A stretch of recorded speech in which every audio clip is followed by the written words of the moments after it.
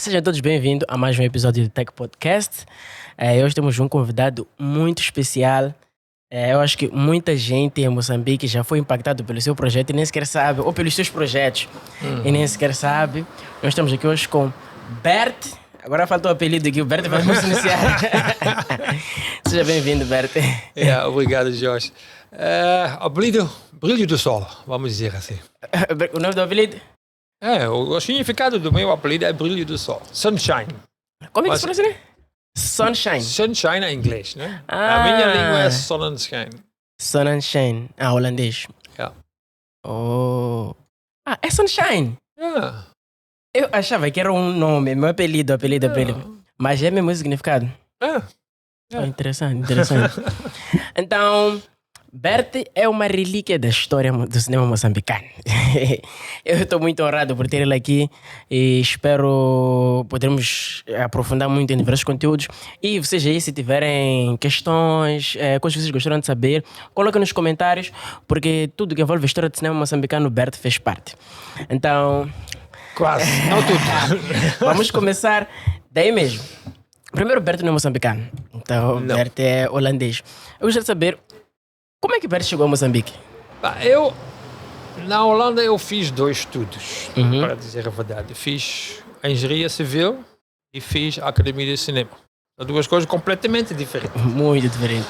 E cheguei em Moçambique depois de terem construído a barragem dos Pequenos Libombos para implementar um projeto de gestão de águas. Aqueles donos das barragens, que era a unidade de aproveitamento de hidráulicos, tinha que se transformar naquilo que se chama hoje Área Sul. Área Sul, Área Centro, Área Norte. Então, em 89 cheguei para trabalhar neste projeto e depois de 2 anos cansei-me daquilo. Não, era guerra. Este país ainda estava em guerra. Ninguém estava preocupado com esta parte. Então, eu pensei, não, deixa-me deixar isto, então vou pôr a minha segunda profissão em ação, que era cinema. Então, cinema que funcionou aqui. Funcionou até hoje. De certa forma. Como tudo. Eu quero saber, Bert fez cinema. Por que Bert fez cinema? Além de engenharia, fez engenharia, mas por que cinema? Eu tinha feito teatro quando estava a estudar a engenharia. Estava a fazer teatro. E dentro da engenharia foi um meio ano para trabalhar para os estudos nas Filipinas. Foi a minha primeira viagem para fora da Europa. Eu tinha viajado em uma cultura completamente diferente. E não tinha nenhum câmera comigo. Câmera, fotografia não era a minha parte. Teatro era a minha parte, live performances, etc. Quando voltei, senti a necessidade de ter a imagem daquilo que eu vivi lá.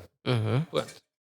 Não tinha isto, então voltei 1 ou 2 anos depois, 1 ano depois, acho, voltei para as Filipinas durante 6 semanas e tirei 6.000 fotografias. 6.000? De toda lá. Como é que eram as câmeras nesse tempo? Mas não era fotografias, era dias, projetor, aquela que se projeta na parede. Película? Película, mas claro, naquela altura tudo era película, mas você projectava, mas eram os estilos que você projectava. Chama-se um dia projetor, assim como tens um projetor agora que projeta, mas ia lá, a película entrava lá, tinha uma projeção, então aí comecei a fazer shows misturando teatro e a imagem com estas películas projetadas. Pronto, daí comecei mas podemos também fazer cinema. Comecei era um curso de cinema simples lá na cidade onde eu estudava. E depois me inscrevi, com aqueles trabalhos que eu fiz, inscrevi-me para a Academia de Cinema na Holanda, que era uma academia muito restrita, quer dizer, tinha uns 1.000 estudantes que todos os anos queriam entrar lá e só tinham 24 lugares. E Bert conseguiu entrar? Consegui entrar. E foi bom? Gostei. Gostei, mas não terminei. Já queria chegar aí. Fez bacharel? Não, nem cheguei aí. Também, naquela altura, o cinema, acho que a grande maioria das pessoas eram dropouts. No sentido, começava, bastava ter um certo conhecimento e começavas a trabalhar. E já não me interessava o que vem depois? Estudar mais na academia, porque o primeiro ano era muito técnica naquela altura. Técnica de luzes, técnica de filtros, técnica de lentes, técnica de películas, montagem, som, tudo isto. E escrever histórias. A partir do segundo ano era tudo prática. Cada um escrevia um projeto e os estudantes, junto com os estudantes da Academia de Atores, iam fazer aquilo. Então era só rodar. Mas no meio disto você foi chamado para outros projetos que pagavam. Então deixava aquilo que não pagava e ia fazer isto nos projetos que pagavam. Então era difícil acabar os estudos. Oh, interessante. Berti chegou aqui, disse que chegou em 89. 89, acho que já são quantos anos? Já foi? Acho 36 anos por aí. Depois da independência. Tenho mais anos do que tu. De experiência? De Moçambique? Tens quantos anos? 25. Tá vendo? Então, Berto é mais moçambicano do que eu. Então, Berto, quando chegou aqui em Moçambique, como é que era o cinema? Era algo já tinham pessoas a fazer cinema, chegou quando ainda era muito frágil e ajudou a construir esse cinema que surgiu nessa altura? Vamos dizer, Moçambique naquela altura estava no intervalo. Eu lembro que quando eu cheguei, uma das primeiras coisas que eu fiz foi visitar o Instituto Nacional de Cinema. E lá tinha tudo, mostravam tudo. Tinha as câmaras, a reflex com 16mm, tinha a coisa para desenvolver essas películas, tinha estúdios de montagem, tinha tudo. E a ilha de edição, tudo. Mas mais tarde, aquele ano, no mesmo ano mesmo, aquilo queimou. O INIC queimou? 89 queimou. Acho que foi outubro que queimou. Então desapareceu tudo daquilo que era cinema, né? Com películas e com... Tudo. Então o que ficou foi vídeo. Mudou tudo para vídeo. Mas os projetos já tinham um bocadinho morrido, porque tinha... Logo a seguir da independência, eu não vivi isto aqui, saí da história, vais entrevistar outros sobre... Mas tinha uma grande... Tinha alguns filmes, como O Tempo dos Leopardos, que foram feitos aqui, com a ajuda dos países do Bloco do Leste, né? Porque o mundo ainda estava dividido naquela altura. E agora está dividido de novo, mas... e tinha um projeto Cuxa Canema, que era tipo um estúdio móvel, ia para as aldeias, ia filmar, ia voltava, desenvolvia as películas, montava e voltava para as aldeias para lhes mostrar coisas. O Cuxa Canema consistia mesmo na produção de filme local, algo assim? Eram documentários locais, tipo um jornal que existia em muitos países, mesmo no meu país existia, mas um pouquinho mais antes, nos anos 40, 50. E quem eram as pessoas que estavam à frente disso? Eram pessoas como o Camilo de Souza, o Funcho, o Sol. Eu só conheço o Sol. Eu só conheço o Sol. Acho que o Funcho é João Costa, fotógrafo também. Era cameraman. O Camilo de Souza. Camila de Souza. Camilo.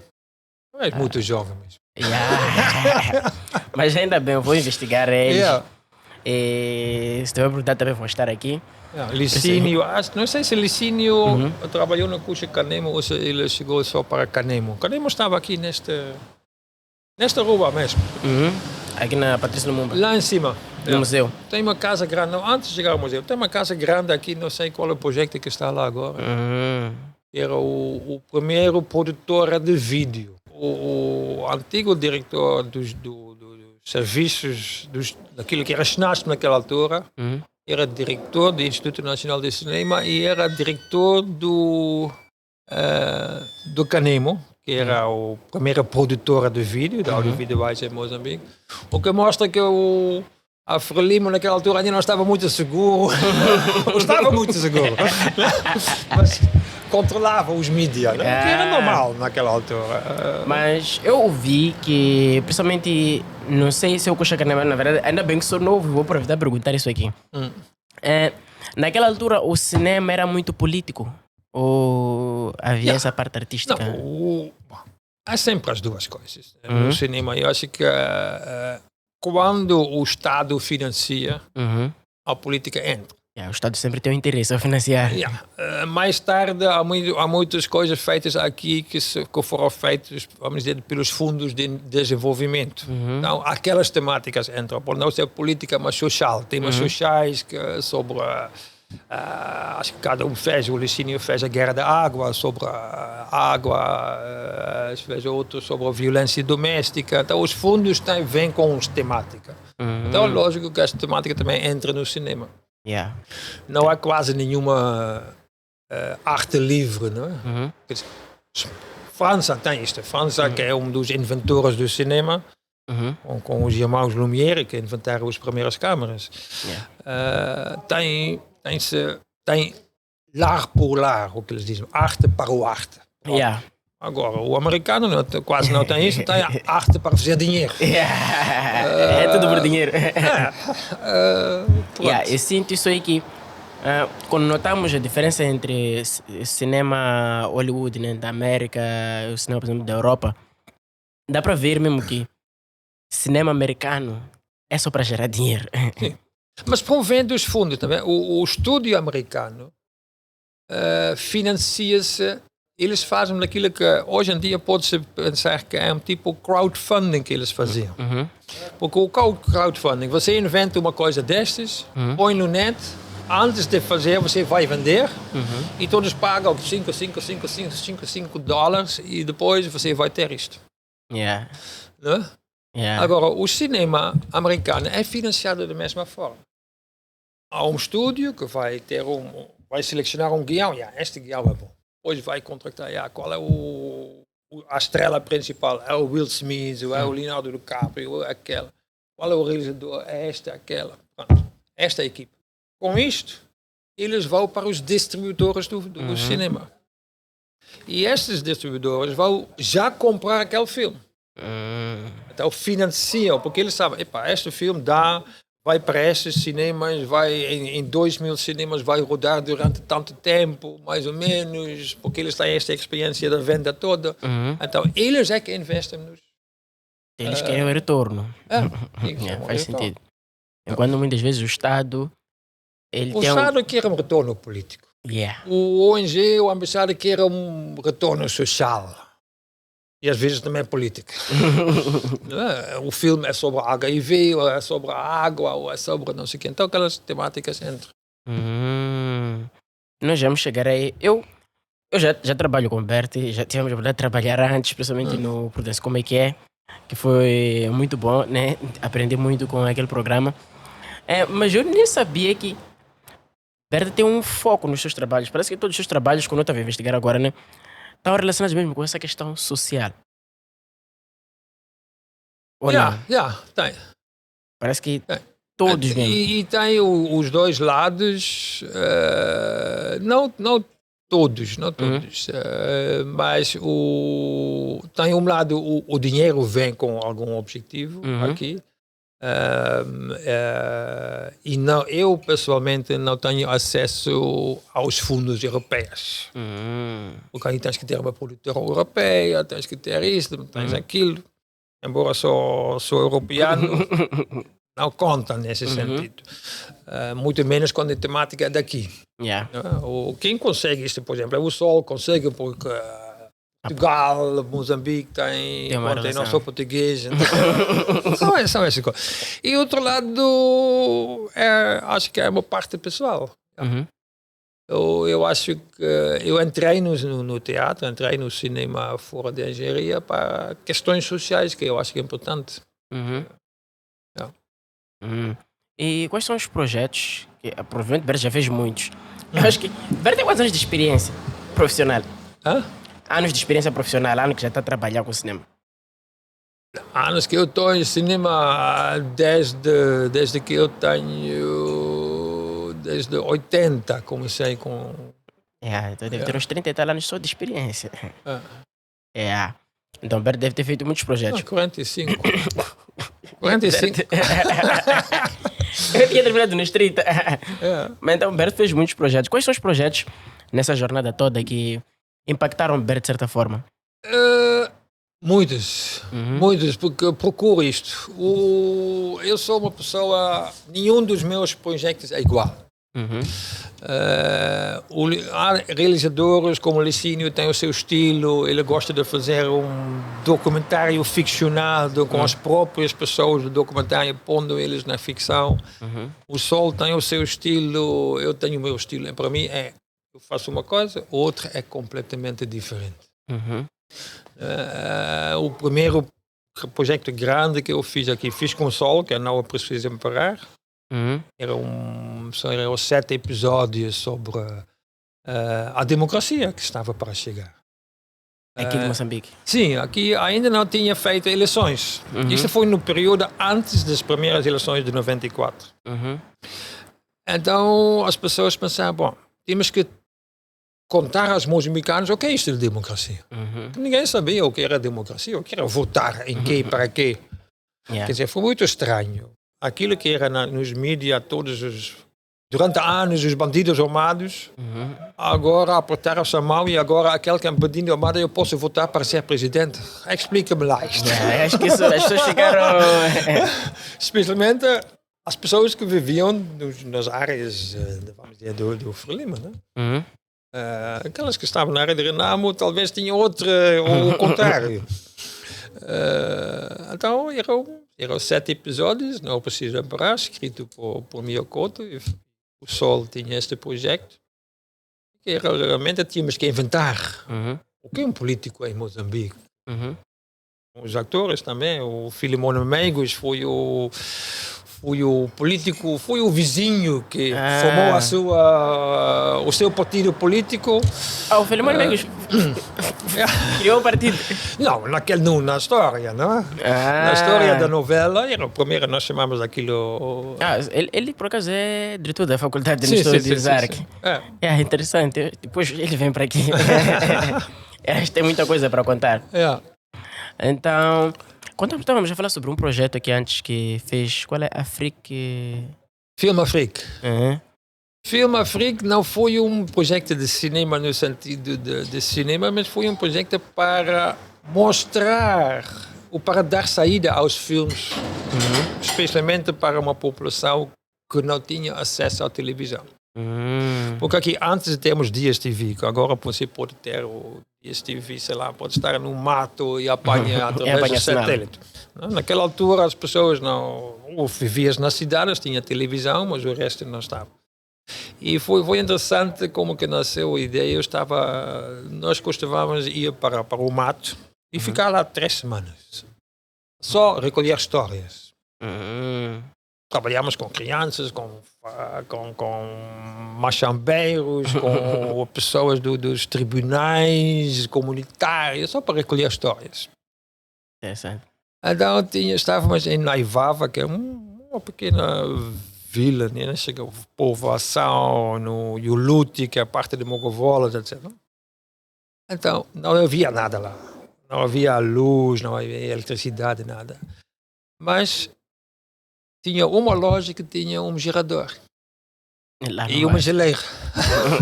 Que foi empatado, porque no fim do dia a gente tinha cobrado com ele. Não, você vai ligar às 17, vai ligar o gerador, às 18 a gente vem beber uma cerveja aqui. Então, numa dessas noites, estávamos lá a beber cerveja, uns cervejas no meu carro. Não havia muito.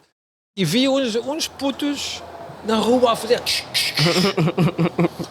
Olha, porque mas esses aqui viram o caráter onde? Porque isto é só por não ter visto, não o que inventaram aqui, não é possível. Então falei com o dono da loja, o gerente da loja, mas como que é isso? Ele diz, não, o que acontece aqui, no tempo da campanha de caju, o senhor Daniel, que é um dos compradores de caju, vende na Nampula. Ele traz consigo, uma tela gigante e começa a projetar filmes. E depois as pessoas de toda esta volta. Vem assistir o filme. E foi interessante. E aproveita de trazer caju. Então o cinema foi importante para ele como comerciante de caju, porque senão tinha que ir casa a casa. Então já não precisava mais ir. Ele foi muito esperto. Então depois pensei, não, mas aqui no mato, se eles veem isto, comecei a olhar muito mais para esta infraestrutura. E em todo lado havia aquilo que nós chamávamos cantinas de vídeo. Havia alguém que tinha um pequeno barraca, não sei o que projetavam. E projetava aquelas coisas de China, de Índia, de não sei o que. Então, disse, não, sei que isso também pode ser uma saída para os nossos filmes. Então começamos a fazer cassetes, comprávamos os direitos de um bom filme africano, precisava não de ser moçambicano, porque aqui não tínhamos, vamos dizer, longa-metragens muito. Comprávamos direitos daquele para fazer 2.000 cópias, colocávamos um curto filme de cine, o nosso, ou seja quem for, no início, e colávamos 2 blocos de anúncios. Bloco de anúncio, o filme moçambicano, bloco de anúncio e o filme comprido, de longa-metragem. E esse anúncio era de quem? Os anúncios? Anúncios de pessoas que queriam anunciar coisas. E era de onde tiravam os fundos. E depois vendíamos as cassetes. E nós tínhamos um combinado com PSI, que vendia, porque eles eram uma distribuidora já de camisinhas que estava em todos os distritos.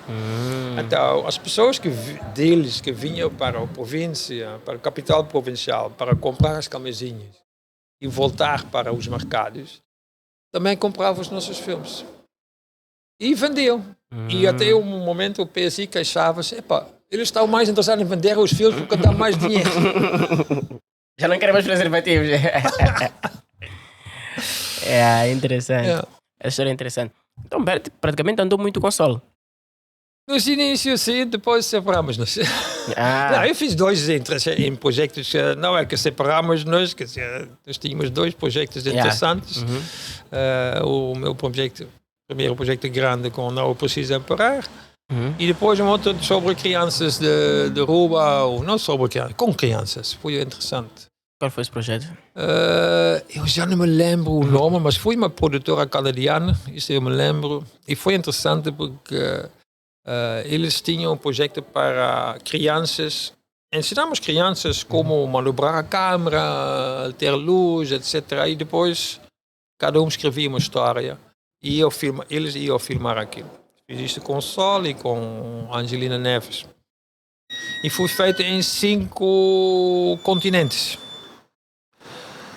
E em quase todos os continentes a história foi a mesma. É uma criança da rua, depois entrou na droga, entra em prostituição, depois é resgatada, depois... Histórias muito chatas. Pois, tinhas visto todos, porque eram todas a mesma história. É tudo a mesma história. E não sei, mas para nós foi completamente diferente. Foram coisas muito interessantes. Uma criança foi que escreveu, eu fui uma menina, ali não me lembro esta carta. Eu sou não sei o que, fui uma menina bonita, depois fui capturado pela Renamo, ensinaram-me a matar pessoas, depois fugi e agora quero ser breakdancer. Foi a história dele. Breakdancer. Então filmamos, inventámos como filmar com as crianças. Isso é uma história muito bonita. Ele numa boloiça, a pensar pensar depois acima da escala, com esta vista sobre a cidade. Ele estava a fazer o Michael Jackson de breakdance. Histórias deste. E foram muito, muito interessantes. E depois de nós enviamos as nossas histórias daqui, o produtor canadiano mandou refazer todas as outras histórias dos outros continentes. Nem todos os projetos de Bertie foram cinema como tal. Não, cinema, quer dizer, para mim cinema é aquilo que é o ambiente onde tu assistes o filme. Televisão é diferente do que cinema. Quando tu vens para cima, tu vais reservar a tua noite. Vais tomar banho, vais te vestir, a dama vai se maquilhar, sei lá, entras na sala, vem aquela ecrã toda e nada existe à tua volta. Esse cinema não temos aqui. Yeah. Porque não temos nessas salas. As salas que tínhamos já não funcionam daquela forma, etc. Talvez há uma ou outra, mas... E não temos, nesse sentido, não temos cinema moçambicano. Acho que o último que fez um filme destes é o Resgate, do Pipas, não? Yeah. Que teve a coragem de fazer, mas é difícil. E é difícil recuperar o teu dinheiro do filme. Foi um investimento deles. Eles botaram o dinheiro deles lá. E fizeram algo grande. Pronto. E provavelmente espero que tiveram apoio de atores, de não sei o que não cobrava muito, mas tens que pôr combustível no carro, tens que comer, tens que... Tipo, a produção em si sempre tem custos. Independente seja low budget, por aí, sempre tem custos. Então, nesse sentido, fazer cinema quase não existe aqui. Existe, o Sol consegue com fundos de fora, o Licínio consegue, mas produzir filmes para ser projetado neste ambiente e recuperar o teu dinheiro. Mas o que Barreto acha que seria necessário para que surgisse uma indústria de cinema em Moçambique? São duas coisas. Uma, o cinema moçambicano não existe sem público moçambicano.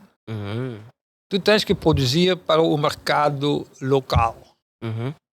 Se tu não produzes para o mercado local, como os outros filmes que são, vamos dizer, muitos desses filmes que são feitos aqui, mesmo de Licínio, etc., não tem saída aqui. São produzidos e o mercado é lá fora, nos festivais. É uma obra de arte, mas aqui, para ver esses filmes, é muito difícil. Então, enquanto nós não temos uma distribuição moçambicana que consegue recuperar algum dinheiro, nunca vamos ter investimento. A cultura moçambicana inserida. Se tu vais produzir para um público mundial, não é? Não é. Para ter uma cinema moçambicana, tens que ter um público moçambicano e depois aquilo pode transbordar-se. Como a música moçambicana. A música moçambicana consegue ter uma popularidade também fora. Mas assim tens música moçambicana. Então essa distribuição começa a ser... É difícil porque não temos cinemas. E podemos distribuir através do telefone, mas não é cinema. Não é. Aquela experiência toda. Não. Então, para o telefone, produzes outro tipo de coisas.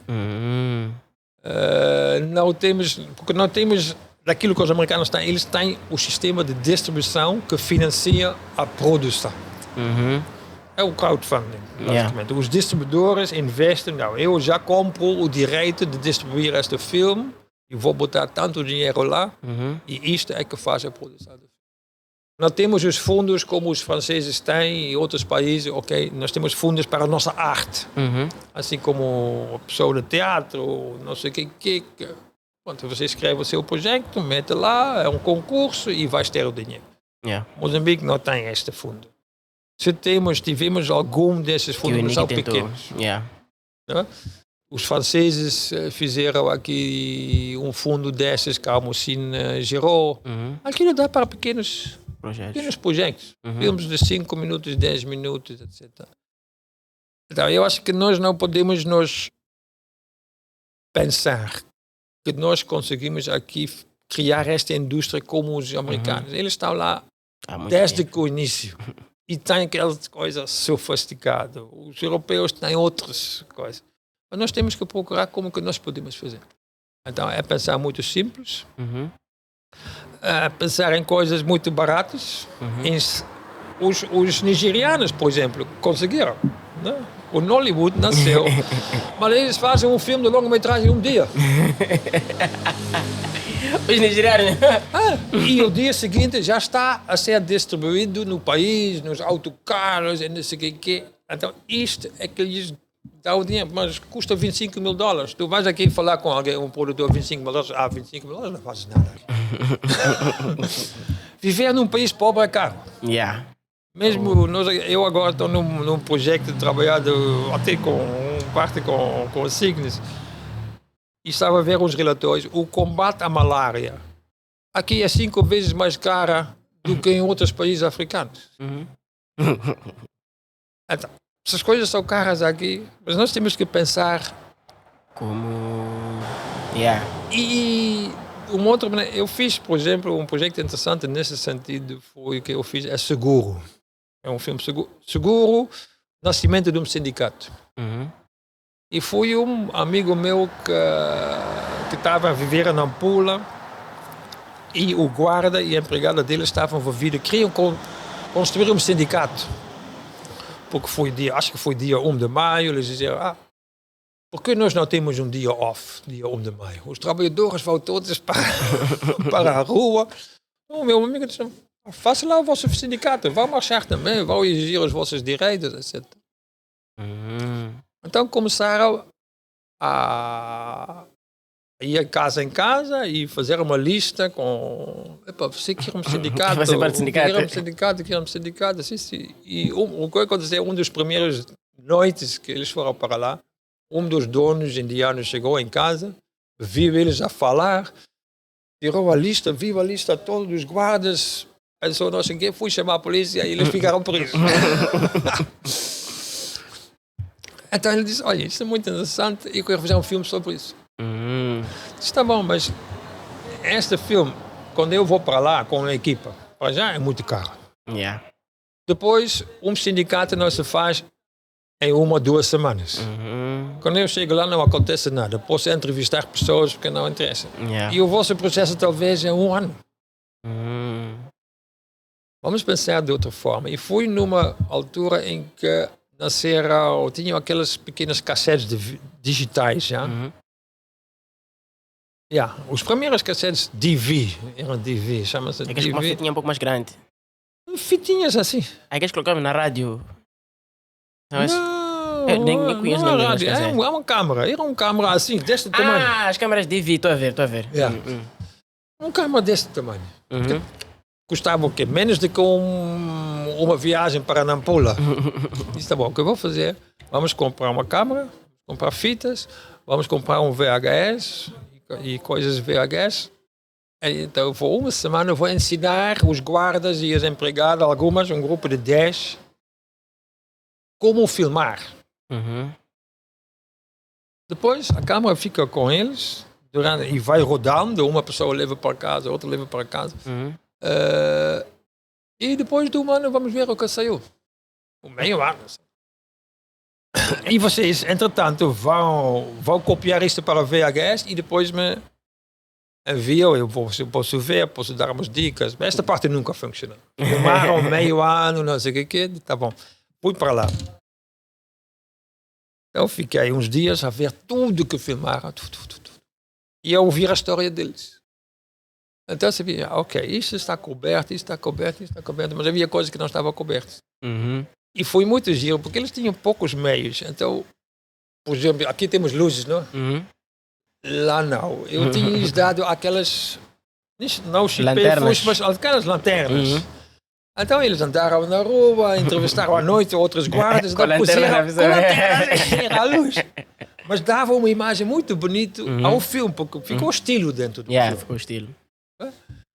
Não gastei dinheiro em luzes ou microfones. O que eu tinha feito, dito a eles, para ter um bom som, esta distância, dá um passo da pessoa.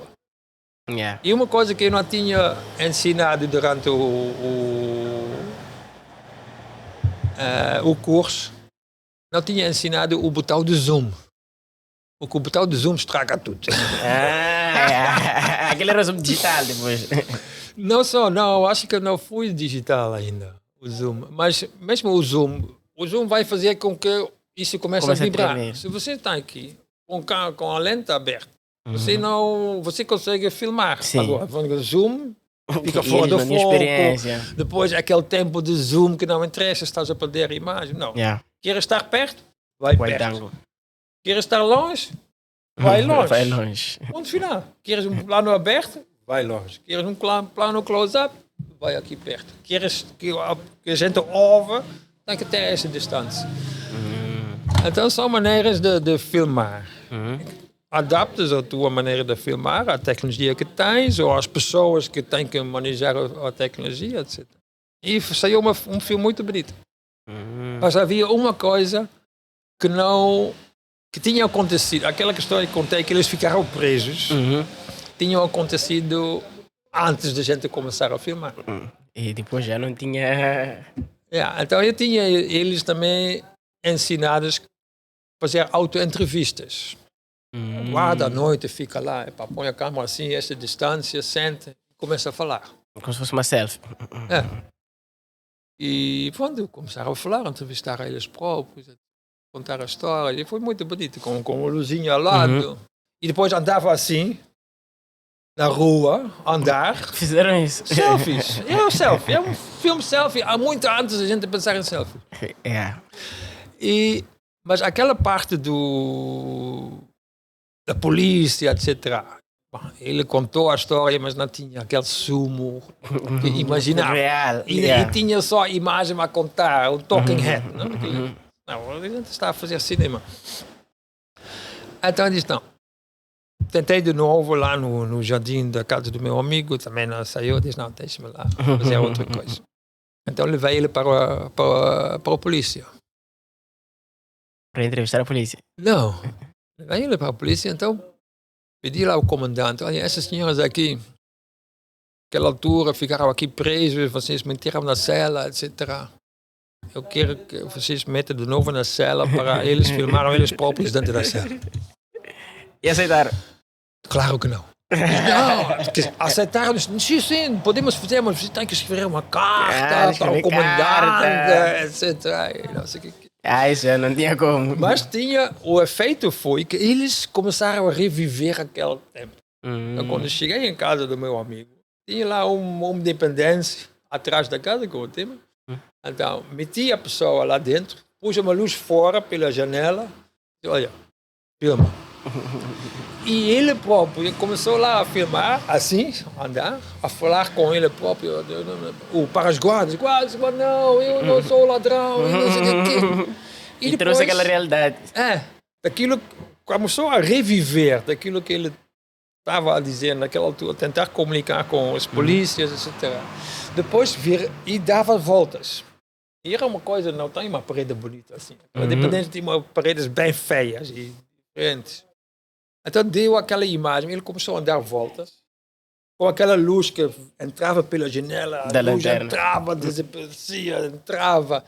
E ele próprio tinha inventado naquele momento, não sei como, para quando ele falava com as polícias para fora, ele deu também respostas e virava a câmera para a parede e mudou a voz. E vocês nem ensinaram isso? Nada, não, eu crio muitas dessas coisas assim. Eu ponho pessoas numa certa situação em que as coisas acontecem. E aquilo entrou no filme sem corte, sem nada. Eu vi aquilo e disse, isto é magnífico. E nunca, mas era filmar uma coisa que já tinha passado, mas de uma forma que tu não... Se tu tens que pensar isso, não pensas nisto. Mas cria situações em que coisas acontecem que são interessantes. Então, até, pelo visto, Bert tinha muito aquele toque experimental quando fazia cinema. Que, por acaso, até vai ser bom ter a sua opinião. Como é que Bert avalia, principalmente essa questão do desenvolvimento do cinema? Primeiro, naquela altura, quando o Bert acabava de chegar, aqui em Moçambique, para ter equipamento, ainda era muito complicado. Sim. Era uma língua complicada. Era. Eu trouxe uma câmera. Naquela altura chamava-se U-Matic. Era uma câmera em que também entrava cassetes de DV, mas aquilo ainda não tinha... Ainda não estava no mercado aquela parte.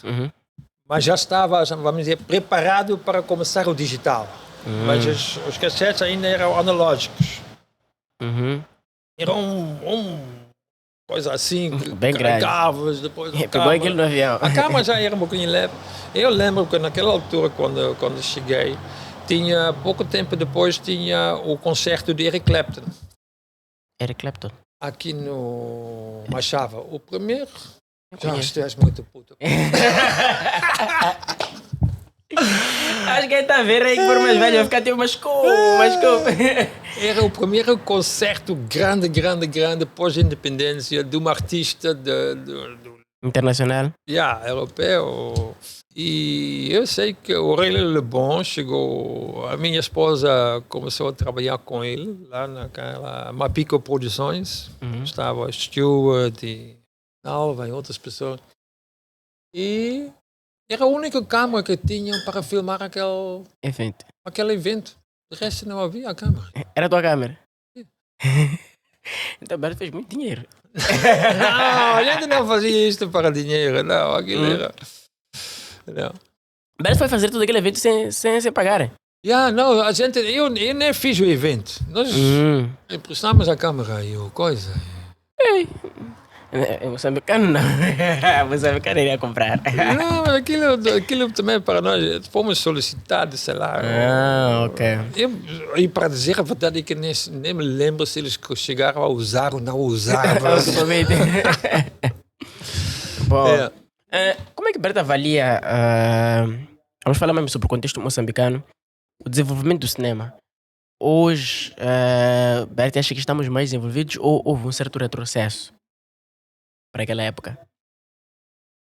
Não, eu acho que, o que é bom é que hoje em dia muitas pessoas conseguem filmar. Quer dizer, fazer cinema e filmar não é a mesma coisa, mas tu já tens acesso a equipamentos. Naquela altura não havia. Para ter uma mesa de edição era complicado, era muito dinheiro. Nós compramos junto com a Ébano do Licínio. Olha, eu preciso de uma mesa de edição, vocês também. Quanto custava uma mesa de edição nessa altura? Naquela altura, nós andamos, acho que nós gastamos alguma coisa de $50 mil. $50 mil? $50 mil. Para ter isso que nós temos no computador hoje? Sim. Yeah. E assim, só tinhas uma coisa, aquilo já era um computador, mas tu tinhas máquina só para transferir as tuas fitas para dentro do computador. Máquina de Betacam, máquina, e cada câmera tinha o seu tipo de fita, DV, não sei o que, depois os masters, era muito dinheiro para iniciar. Uma câmera, a primeira câmera que eu trouxe era $20 mil, que era muito dinheiro para mim também naquela altura. Ainda é algum dinheiro. Mas... Ainda é interessante. Mas voltando à questão da evolução, disse que hoje as pessoas já fazem mais vídeos. Então pessoas têm acesso a equipamentos, conseguem experimentar. Aqui há muitos, e tem muitas experiências aqui, não só nos videoclipes, que as pessoas começam a desenvolver estilos de fazer. Aqui faz coisas nos videoclipes que lá fora não se faz. Eu lembro um amigo meu, um belga que trabalha muito com Machuma. Machuma de Timbila Muzimba. E ele é um video artist. Não é cinema. É audiovisual, com música, etc. E que ficou espantado daquilo que as pessoas aqui fazem, porque o moçambicano talvez comece a mudar, não sei. Mas antigamente, especialmente nos primeiros anos, de repente tens uma câmera, mas nunca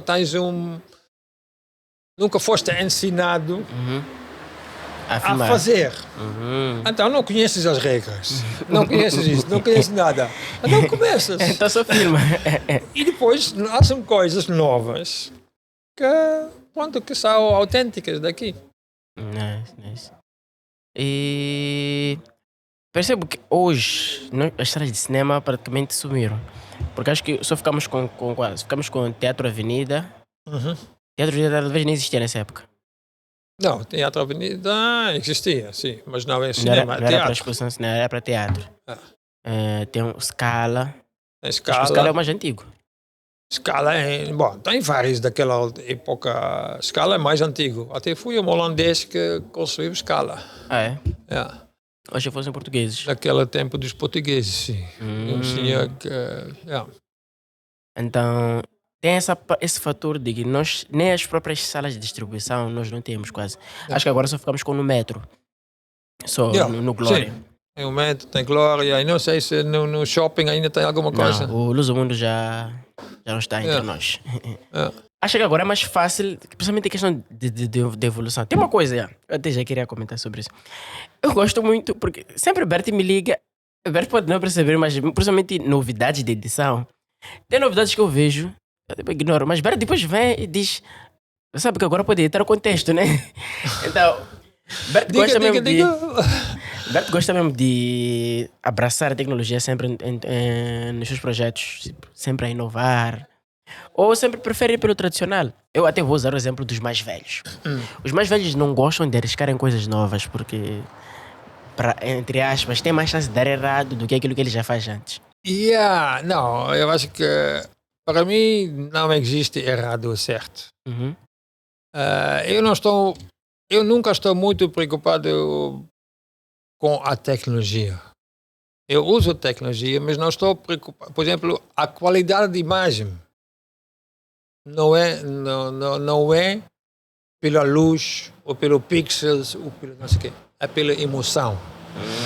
Aquilo que eu sempre digo aos meus cameramans, etc., nos projetos, eu não quero que você está a olhar aqueles números todos. Desliga aquilo, olha para a imagem e tenta sentir o que está a acontecer. Porque depois o público não está interessado nessas coisas. Eles têm que entrar, têm que esquecer toda a parte técnica. Tem que, e claro, quando é para ouvir aquilo que alguém diz e não se ouve, não, isso a técnica está mal. Mas o público é muito, como chama isto? Tolerante. É muito, mas a história tem que ser boa e a pessoa tem que entrar na história e esquecer o resto. E depois a luz não está tão... Vou te dizer uma coisa, não preciso empurrar. Foi uma coisa até que nós só vimos... Estávamos a filmar, ou não estávamos a editar. E uma pessoa está sentada na mesa, levanta-se, vai para o telefone e pega no telefone. Enquanto estou no set? Não só no set. Isto foi cortado, não? A câmera filma isto, a pessoa está a comer, sei lá, toca o telefone, ele levanta. Então, quando está sentado na mesa, tinha este camiseta. Quando levanta lá o telefone, já tinha outro. Porque fui filmar em 2 dias diferentes. E, sei lá, a guarda-roupa tinha feito um erro, etc. Sabes que nós só vimos isto depois de ser... Porque é a história. Estava lá e as pessoas entravam e 99% das pessoas nem têm visto isto. Eles nem perceberam essa falha de continuidade. Porque a história estava lá. Então... Desde que tu consegues que as pessoas esqueçam o resto eles perdoam muito. Perdoam muito. Tem essa parte de perdoar, não porque não deveria se preocupar. Mas sim, não. Tudo, eu acho que tu tens que tentar fazer o máximo de ter tudo correto, em certo sentido. Mas o mais importante de tudo isto é a emoção daquela imagem, que vai acima da técnica. Eu acho que eu sinto mesmo que a parte técnica nos preocupa muito nós jovens, principalmente nós ainda estamos na fase inicial, mas é interessante ver mesmo de que o importante é o storytelling, é a história. O resto você vai vendo. Interessante. Bert, fala-me sobre o projeto Reclaim Condom. Porque tem uma coisa, quantos projetos Bert lembra agora que está relacionado com saúde sexual? Bastante. Não, em termos de cinema, deixa-me lá ver, este Reclaiming the Condom. Tem o Prudence. Aquele de Prudence e o Destorcido. Até esqueci, mas... O Ouro Negro não era relacionado com isso? Não, o Ouro Negro era muito mais... quer dizer, também tinha elementos de saúde sexual, mas tinha muitas outras histórias. Mas são 3, acho. Mas tenho, por exemplo, um outro projeto, mas não é cinema. Nós fazemos muitos jogos para a educação. Foi para as escolas, os 13.000 escolas primárias receberam os jogos e parte deles era sobre a saúde sexual e reprodutiva. Então desenhamos os jogos, etc. Aqueles jogos que nós víamos nos livros... São jogos de carta, jogos de tabuleira, certos jogos que...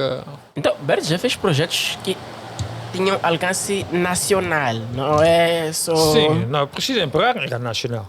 Nacional, para quem tinha televisão, a televisão não chegava.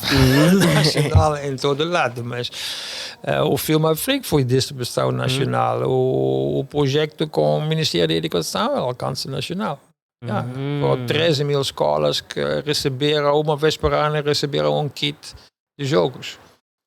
E como é que é trabalhar o processo? Eu quero saber, principalmente até o processo de pesquisa, porque eu, por acaso, agora, este ano, meu penúltimo ano de faculdade, nós estamos a estudar metodologia de pesquisa em arte, né? E o docente está sempre lá a pisar, observação. Nós fizemos aulas práticas sobre observação e entrevista, que acho que foi uma das melhores aulas que eu fiz na minha faculdade até hoje.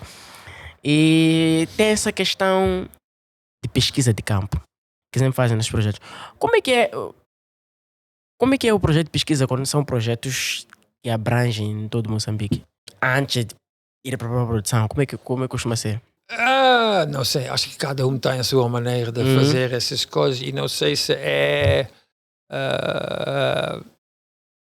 o que nós fazemos é pesquisa criativa. É diferente do que tentar, por exemplo, há muitos... o Ministério da Saúde, não sei, quando querem fazer campanhas, fazem inquéritos e tentam uma certa sampling no país, vamos para o norte, o sul, etc. Aquele. Mas nunca é assim um sample, não há uma média moçambicana. E esta média, o problema dos médias é que não existe. Não. Yeah. Se tu és preto e eu sou branco, a média é mulato, mas não está aqui na mesa. Na realidade não está no mulato aqui. Então as médias... Então o que eu gosto é estas investigações que são de observar e de observação participativa. Você vai participar com as pessoas no seu dia a dia, etc. Mas vai registrando e vai se deixar inspirando. Não sofrem porque... principalmente porque vocês foram trabalhar muito no campo. E principalmente lá no início dos anos 80, não havia aquela coisa das pessoas se assustarem quando vinham um branco ou, de certa forma, mudarem a forma de ser por causa de ver um branco. Isto acontece, claro, acontece muito mais quando tu vais entrevistar pessoas. Para já, o moçambicano nunca te diz nada. Reflecta. Reflecta. Conta-te daquilo que ele sabe. Isso foi sobrevivência do moçambicano. Durante o tempo colonial tinhas que refletir o português. Durante o tempo do comunismo tinhas que refletir o comunismo. Durante o tempo de não sei o que tens que refletir. Então ele sabe perfeitamente daquilo que tu queres ouvir, qual a tua posição e vai convencer-te ainda mais da tua posição. Era isso que acontecia. Então, muitas vezes Berta vai sentir isso aqui está me dizer não é real. Sim, então não, eu deixo de perguntar. Não vou perguntar a pessoas. Eu vou conviver com eles, vou trabalhar com eles e aí tu vais entendendo como que as coisas funcionam. Eu tive um dos meus primeiros filmes. Foi antes de Não É Preciso Empurrar. Ainda estava a estudar na Academia de Cinema. Então, um produtor na Holanda queria fazer um filme. Estava em uma série internacional em vários países. A transição de guerra para a paz e a transição do comunismo para o mercado.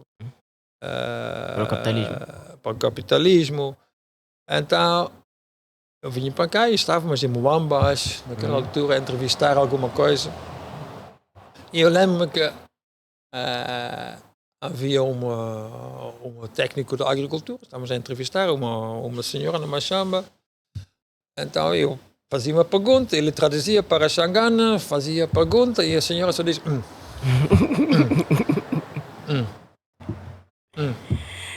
E depois de cada resposta dela, ele traduzia para mim. Era uma história assim. Falava 3, 4 minutos para traduzir. Aquela senhora não falava nada. Mas o tradutor... O tradutor... sabia tudo. Era de verdade, não conseguia receber, não conseguia perceber isso aí. É que estou a lembrar de alguns memes que tem na internet sobre tradutores, como é que é a relação dos tradutores, a pessoa e tal. E é engraçado isso aí. Mas falaste do Reclaiming the Condom. Reclaiming the Condom foi um filme que eu fiz para a BBC World. Então eu tinha escrito um artigo sobre a camisinha. E a minha tese foi, naquele artigo, eu escrito isso para um World Forum sobre alguma coisa, já não me lembro exatamente, mas o título do artigo foi Por que o africano recusa a camisinha? Então a minha descrição foi, ok, quando a camisinha vinha para a África, tiraram-lhe da embalagem bonita, tiraram-lhe das suas funções, puseram numa coisa sem marca, aquela camisinha aquele branca, latex condom. escreveram acima USA, o que vinha dos Estados Unidos, mas em português é USA, você usa isto. Enquanto era USA. E para quê? Para combater SIDA. Mas quando eu confio no meu namorado, ou na minha namorada, não há SIDA. Então a camisinha era para aquelas que não confiam. As pessoas recusam. Como que tu vais pegar um... Depois vinha com aquelas campanhas que chamaram da ABC, que era abstinência, fidelidade e o camisinha. Então, eu para usar camisinha, primeiro, não, você não quer apanhar SIDA, tem que abster-se. Muito bem, mas tecnicamente correto, mas não funciona na vida, porque criança brinca com brinquedos, adultos brincam com adultos e no meio disto vais fazer uma transição dele. Deixas os brinquedos e outras coisas. Pronto. Então, não funciona. Fidelidade. Eu posso estar fiel hoje, mas depois tenho outra namorada, depois acaba e na minha sequência de fidelidade apanha-se na mesma. Porque ninguém casa a primeira dama que encontre, o primeiro rapaz que encontre. Acontece, mas são raros. Então, dizem, não, primeiro você tem que abster-se. Se você não consegue abster-se, pelo menos tem que ser fiel. E se você não consegue ser fiel, para vocês perversos, temos o último recurso que é a camisinha. Agora, como que eu vou tirar a camisinha? Então, sou aquele perverso que não me... Então, o meu artigo foi sobre... Vocês estão todos errados. E o problema é... Vocês não estão a vender a camisinha ao utilizador, ao cliente. Vocês estão a fazer a camisinha para o doador que tem dinheiro para dar camisinhas àquelas pessoas lá. Ignorantes lá que não conseguem abster-se. Tira aquelas pessoas todas, os PSIs, etc. Tira do seu salário mensal. Olha, vocês vão tentar conseguir vender as vossas camisinhas. E se você consegue vender, nós vamos vos dar dinheiro. Mas não primeiro dar dinheiro, depois vocês vão distribuir coisas gratuitas, quase gratuitas que ninguém quer. Então aquilo deu volta. No internet, etc. Em algum momento o BBC me ligou e disse, escreves um filme sobre isso. É bom, vamos ver um filme. Foi do nada assim. A maior parte dos projetos que o Bert faz, mete a proposta ou eles é mesmo que ligam? Não, a maioria, eu nunca escrevi assim propostas para um filme. No sentido de ir depois tentar conseguir dinheiro. Fiz isto numa vez só, acho, com Karen Boswell, que tinha um filme arrebentando. E que não tínhamos o dinheiro suficiente, então fui arranjar para completar. Interessante. Mas, há pessoas que conseguem, mas como que eu disse no início, sair da Europa para cá, então ninguém vai financiar um filme meu aqui. Mas tenho um projeto que... Mas por que, Bert? Não, porque os fundos são destinados. Ou tens fundos para a diáspora, ou tens fundos para isso, ou tens fundos para aquilo. Mas se eu tenho que fazer um filme sobre a Holanda, ou um contexto holandês, para me financiar aqui. Ou tenho que escrever um projeto para a televisão de lá. Então, há coisas que são mais difíceis ou mais fáceis para uns e mais difíceis para outros. E assunto de preservativos, eu até acabei me lembrando aqui. Eu ainda era jovem, eu acho que tinha 12 anos por aí. Mas na escola sempre nos chamava, eu fiz parte da geração Biz, em Inhambane, quando eu vivia em Inhambane. E por causa da geração Biz, passávamos por palestras, ele nos explicava essas coisas aí. E é engraçado que nós nos davam preservativo e tínhamos que distribuir na escola. É que acontecia, né, nas escolas secundárias e tal. E acontecia muito isso de isso aí eu não preciso, eu sou fiel. Não sei o que é. E o que acontece? Naquele tempo, as pessoas tinham medo de SIDA, ou de HIV, comparando agora. Porque as pessoas começaram a usar muito quando começou a ser aquelas campanhas de SIDA Mata. SIDA Mata. Mas aqui fez muitas coisas. Eu ainda quero arranjar um advogado, aqueles por-deus nos Estados Unidos, para pôr esses FNUAPs e outros no tribunal, porque eu acho que muitos desses provocaram um genocídio. Muitas pessoas morreram porque a única coisa que podia ter prevenido HIV-Sida era a camisinha. Mas essas campanhas todas bloquearam psicologicamente e fizeram uma blocada para o jovem poder usar. Porque era o último recurso para aqueles perversos que não conseguem abster-se. E isto me irritou muito. Então, aquele filme, Reclaiming the Condom, reconquistando a camisinha, foi feito. Não, os jovens têm que reconquistar. Esta camisinha é nossa, não é o vosso dos cidistas, etc. Vocês ganham o vosso dinheiro com essas coisas, mas esta camisinha é nossa, nós queremos a nossa camisinha. Então, o filme também começa assim, com uma moça não em restauração bis, mas uma coisa comparável, que vai para o Conselho Nacional da SIDA com aquela camisinha branca. Se você não tem uma coisa melhor para o jovem, uma coisa mais sexy para o jovem usar, porque isso aqui aquilo parece um medicamento. O preservativo parece medicamento. Sim, naquela coisa branca. Sim. Não tem nada sexy, não tem nada de nada. As pessoas nunca gostaram do preservativo do hospital. Sim. Então o diretor naquela altura, o secretário-geral da Comissão Nacional da SIDA, como chama isso? Conselho Nacional da HIV-Sida, diz, não. Desculpe, lá isso foi em 2008. Nós agora já fizemos as encomendas até 2011. De 2008 já tinham encomendado preservativos já até 2011. Ou 4 anos. Então ela disse, não, mas se eu voltar com alguns argumentos, você pode... Venham com alguns argumentos, tá bom, vamos repensar. Desafio, né? Então o filme começa aqui. E ela começa a fazer uma viagem pelo país, em vários sítios, falando com as pessoas sobre a sua vida sexual. E em cada história encontra um momento em que a camisinha pode entrar para resolver o problema daquela pessoa naquele momento. E todo o filme não se fala da HIV-Sida. Fala sobre preservativo.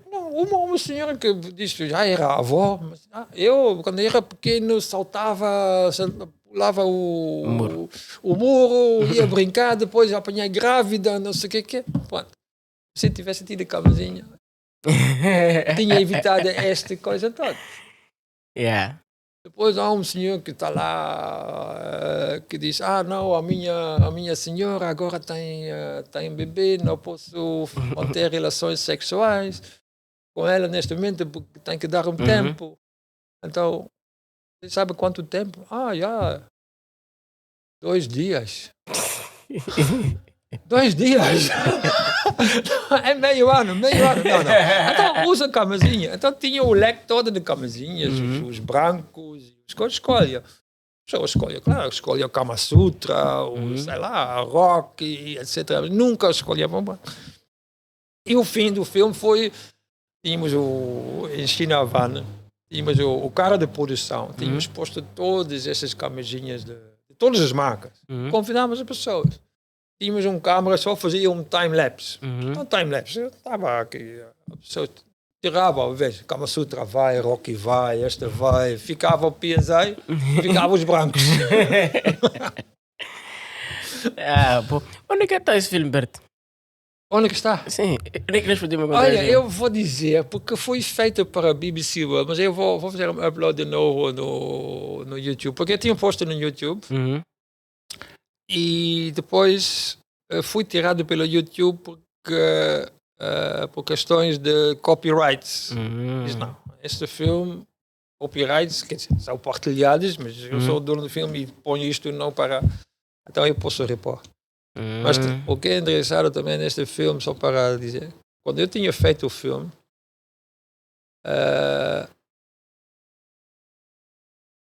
o Funuap tinha pago o filme, aparentemente, ao produtor, e o produtor depois ficou 5 anos sem receber fundos do Funuap, porque não concordava com o filme.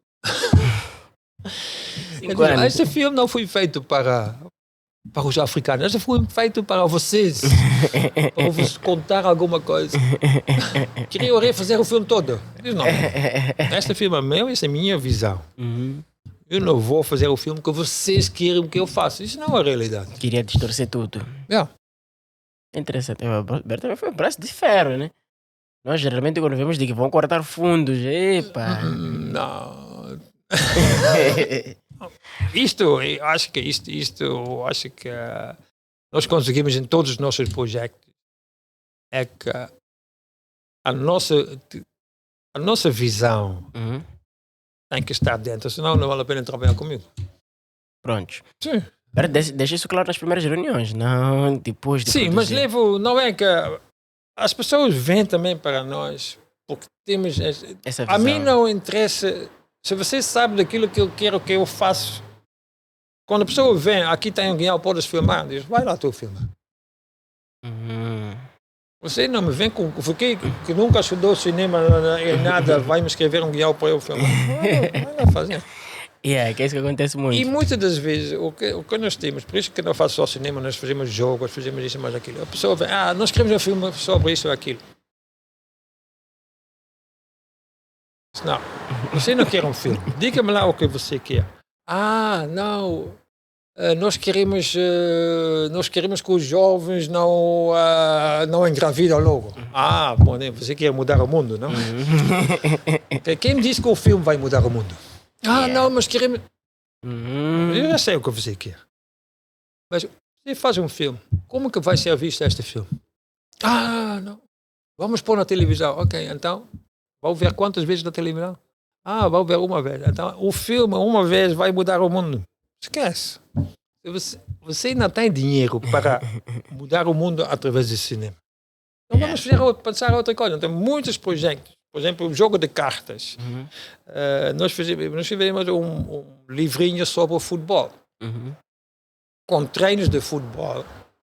Porque com treinos de futebol você pode mudar o mundo. Melhor do que com o cinema. De certa forma. O que fizemos no futebol, fizemos muitos treinos de futebol que contam alguma coisa sobre a vida. E isso nasceu como? Alguém nos tinha pedido para... Não. Tinha duas coisas. Tinha uns treinadores de futebol, antigos gregos, o Daniel Kuta, Danito Kuta e outros que tinham as suas escolas de futebol, nos bairros, estavam com os jovens, e depois tinham outros que CNCS, Conselho Nacional de SIDA, e outros que queriam falar com os jovens. Fui uma vez para lá, porque eu jogava futebol com eles também. Levas aquelas folhetos do Conselho Nacional de SIDA para lá. Muito interessante, está um branco, vamos falar uma vez, mas aquelas folhetas ninguém entendia nada. O HIV, falava da coisa. HIV-SIDA serve de porta de entrada para outras doenças. O que é isso? Explica-me lá. É jargão deles lá nas reuniões, etc. Coloca aquilo nos folhetos, não funciona. Então começamos a inventar jogos e tu podes ir lá falar uma vez, mas amanhã queremos jogar futebol. Não? Hoje é bonito. Então inventamos treinos de futebol que melhoram o futebol, mas ao mesmo tempo contam uma lição na vida. E pegamos a motivação da pessoa. Você quer ser jogador de futebol, né? Quem sabe que uma das coisas que está um jogador de futebol o que faz antes de assinar um contrato? Faz um exame médico. Não há nenhum profissional de futebol que vai assinar um contrato antes de fazer um exame médico. Eu tinha que dizer isso aos jovens. Então, a tua saúde está em primeiro lugar. Se tu não tens saúde, nunca vais ser jogador. Tu vais treinar todo dia. De manhã vais treinar, à tarde vais treinar a jogar futebol. À noite dormes sem rede mosquiteira. Do que adiantou? Apanhas uma malária domingo do jogo, grande jogo, estás doente. Yeah. Não. A tua saúde em primeiro lugar. Não há nenhum jogador, está cheio de saúde. A primeira coisa, tem um pequeno dor aqui, vai-te cuidar, não vai jogar agora, vamos cuidar, porque amanhã está estragado para a vida toda e não sei o quê.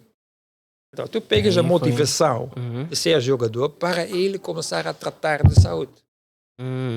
E não ao contrário, não vais dizer que você tem que ter saúde. Eu não estou doente. Não me sinto doente. Tens que comer isto ou aquilo. Mas para quê?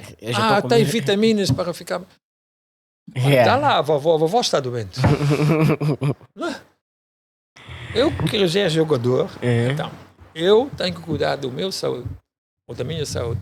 Então, os projetos de Berti, até já está claro mesmo, que não é só sobre... Não era só cinema. Não. Porque eu vou fazer um filme que ninguém vai ver e que conta coisas que não vai servir. É gastar dinheiro só. E fazer um jogo, um livro sobre o futebol é interessante. Ou fazer um jogo de cartas é interessante. E o cinema também é interessante, mas tem que ser um cinema que é visto. Íris Imaginações, como é que surgiu? Daí mesmo. Quer dizer, nós começamos com cinema. Nós começamos, tive uma amiga nossa, Francisca Serral, que trabalhou no cinema, Orlando Mesquita, que é editor de cinema, que trabalhou com todos os cineastas aqui. E nós os três tínhamos nós já encontramos na produção do Não É Preciso Empurrar. Aquele primeiro seriado moçambicano. Então depois sentámos e dizemos, vamos fazer uma produtora de cinema. E naquela altura era mesmo virada para o cinema. Sabe que faz sentido. Eu acho que nós temos que ter cultura também de assistir, por exemplo. Para falar de coisas que eu nunca iria ouvir falar se não tivesse conversado contigo. Tipo, o primeiro seriado moçambicano. E onde é que estão essas relíquias? Eu acho que nós temos muita coisa que nós deveríamos saber onde está. E os moçambicanos deveriam assistir. Eu espero que para o Mar do Sol, porque ele foi o realizador, e tem coisas grandes também, muito interessantes lá a contar. Porque o primeiro seriado moçambicano, eu vou contar todos, vou contar só uma pequena parte. Nós pensamos, o primeiro seriado moçambicano. Vamos fazer uma conferência de imprensa, anunciar que vamos fazer o primeiro. E tínhamos chamado, aquilo era um minissérie, era 7 episódios, mas tínhamos chamado novela. Chamamos uma conferência de imprensa, não chegou ninguém. Mas ninguém mesmo. Nem televisão. Nem televisão, como quem tínhamos um contrato. Mas tinha comunicado. Então, e agora? Depois o Chico Carneiro tinha uma ideia de vamos contratar a Maite Provença.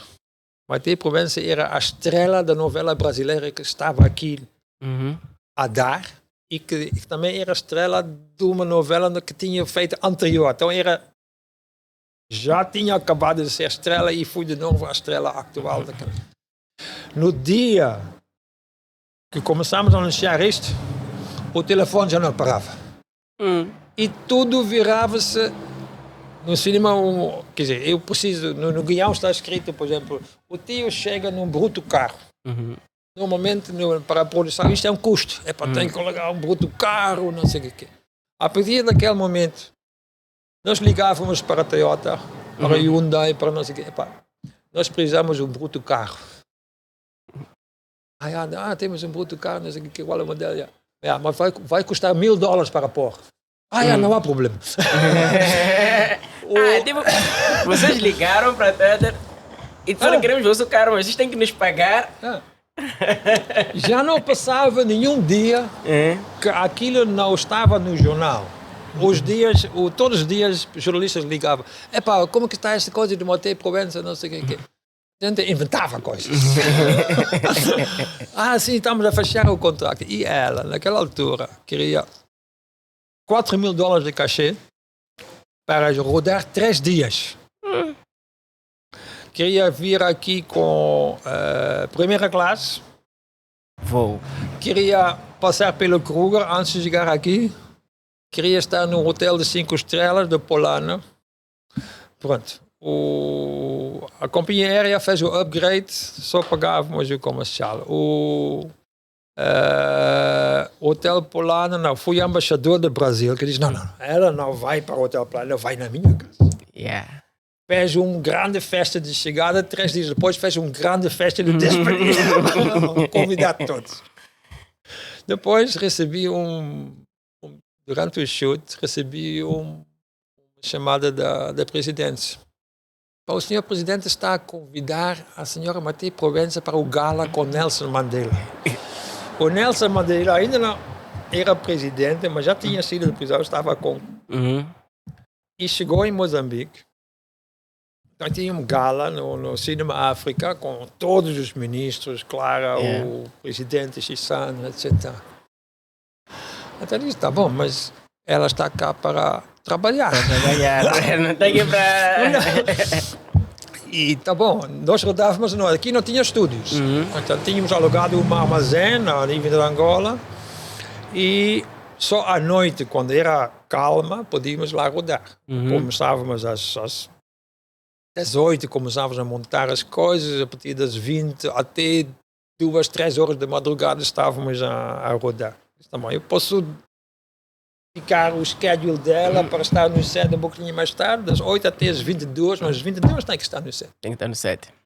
Mas é um pouquinho estranho, acho estranho que o senhor presidente ele não estava a falar com ele, estava a falar com a secretária, está a convidar a Montey Provença.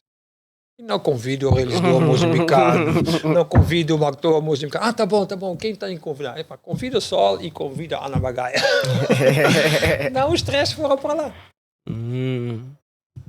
Interessante. Mas tudo virava-se dinheiro naquele momento. O tio que o LM colocava lá, o tio chegava com uma pasta de viagem da LM, $500. E contratávamos uma pessoa só para gerir aquilo. São muitas histórias, Berto. São muitas histórias. São muitas histórias. E nós já precisamos terminar por causa do tempo do vídeo. Mas, antes de nós fecharmos, eu quero saber o que Berti tem a dizer, principalmente aos jovens, porque acho que eles devem estar muito curiosos a saber, quais são as dicas que o mais velho tem a deixar para nós? O que Berti tem a dizer aos jovens cineastas, aqueles que querem entrar nesse universo? Pensa o simples. É melhor começar a fazer filmes de 5 minutos do que escrever um guião de 120 páginas. Pensa o simples, coisas que vocês conseguem fazer em 1 dia, 2 dias, 3 dias de rodagem, conseguem investir e aquilo pode ser tão bom e tão bonito. Um filme do meu colega Orlando Mesquita foi um filme A Bola, sobre camisinhas num campo de futebol também. E que chegou a Cannes. Não pensam em filmes que custam milhões, porque não vais conseguir esse dinheiro. Nem 100 mil, por favor. A realidade é que não vão conseguir. Não vais conseguir. Então, mas não desiste. Faça daquilo que consegues fazer. Seja muito criativa. E aquilo vai pegando. Há pessoas li essa história do... Acho que ele foi agora expulso dos Estados Unidos. Okay. Dos YouTubers ou TikTokers mais conhecidos. Ele é aqui de Senegal, ele é africano. O Kabi. Aquele que não fala. O Kabi Leme que vai dizer. Agora ele já pode fazer um filme, porque já tem dinheiro, ganha dinheiro suficiente a fazer assim. Quer dizer, se tu tinhas dito 35 quando eu cheguei, assim não fazia dinheiro. Mas agora assim podes fazer dinheiro. Então sejam criativos e depois o resto vai crescer. Muito bem. Muito bem. Berti, muito obrigado por ter aceitado o convite. Eu acho que nem explorei boa parte das perguntas que tinha aqui e a conversa foi fluindo. Mas também eu olho para isso como uma boa coisa, porque significa que ainda podemos voltar a gravar mais vezes. Então, muito obrigado por ter aceitado o convite. Para vocês aí que estão assistindo, espero que tenham gostado do episódio. E mais uma vez, o Berti está aqui. Berti gosta de ter redes sociais, Berti. Então, podem comentar, falem o que vocês quiserem, perguntem o que vocês quiserem e vai ser respondido. Não se esqueçam de seguir nas nossas redes sociais, nas nossas plataformas e subscrevam-se também nos nossos canais. Outra coisa também. Nós temos uma comunidade, uma das maiores comunidades de audiovisual daqui de Moçambique, onde estão lá vários cineastas, vários filmmakers, profissionais da área. E você tem a oportunidade de entrar lá, eu vou deixar o link na descrição e poder fazer parte dessa comunidade onde nós vamos nos conhecer e conversar entre nós, né? Então, Bert, alguma palavra antes de encerrarmos? Bom, muito sucesso para ti também. Já temos trabalhado juntos e estou a gostar. Muito obrigado, velho.